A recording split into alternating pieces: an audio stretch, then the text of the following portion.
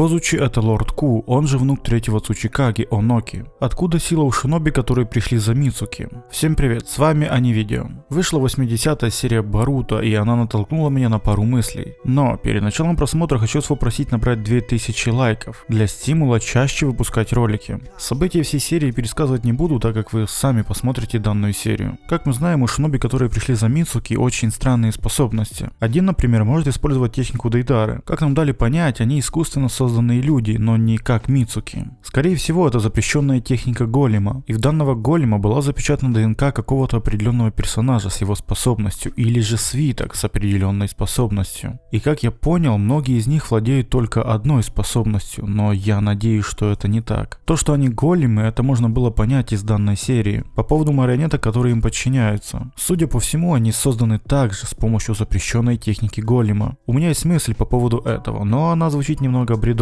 Возможно, маски, которые на големах, были созданы из пепла мертвых шиноби. Это и позволяет големам быть полуживыми и иметь некое подобие сознания. Насчет шиноби, которые похитили Мицуки, их создание должно быть немного сложнее. Но я повторяюсь, я уверен, что это техника голема. Помимо этого, мы знаем, что у данных шиноби есть лидер. Его называют лордом Ку, и судя по всему, он наполовину голем. Давайте вернемся в 71-ю серию. После того, как Оноки спас прохожего, на которого падала балка, ему привиделся внук по имени Козучи. Оноки сказал занимательные слова. Деда Оноки, проснись, деда Оноки. О, Козучи, так ты жив был, а я-то думал, что ты давно... Под конец серии он еще раз вспомнил про внука. Он не сказал, что именно с ним случилось. Он сказал только то, что можно спасти не всех. В данный момент я подумал, что авторы задумали многоходовочку, поскольку он сказал, что Боруто заглянул к нему, если он будет еще жив. Я подумал, что Боруто должен его встретить перед смертью, но потом я подумал, что это же Боруто, и такого вообще не может быть. Однако 80-я серия дала мне надежду на хороший сюжет. Судя по всему, слова, которые были сказаны о Оноки, воспоминания про внука, были сказаны для того, чтобы намекнуть на дальнейшее развитие сюжета. В данной серии нам сказали, что Оноки слишком стар, и даже он не может одолеть старость. И слова Оноки сказаны в 71-й серии, и то, что Боруто направляется в данную деревню, это все взаимосвязано. И судя по всему, Оноки сразится с лордом Ку, то есть со своим внуком, и из-за этого умрет. И Боруто увидится с ним и поможет Оноки одолеть внука. Или же Боруто просто проведет Боруто-терапию. Но судя по всему, внук Оноки просто голем. Что меня натолкнуло на мысль о том, что лорд Ку это внук Оноки. Множество факторов, но самое очевидное это схожесть имен. Он скрывает свое лицо. Это может быть только по двум причинам. Оно изуродовано, либо его могут узнать в данной деревне. Слова Оноки о том, что можно спасти не всех, намекают на то, что или он, или шиноби камня бросили Козучи. Ну или еще что-то страшное произошло. Помимо этого, Курацучи узнала лицо лорда Ку.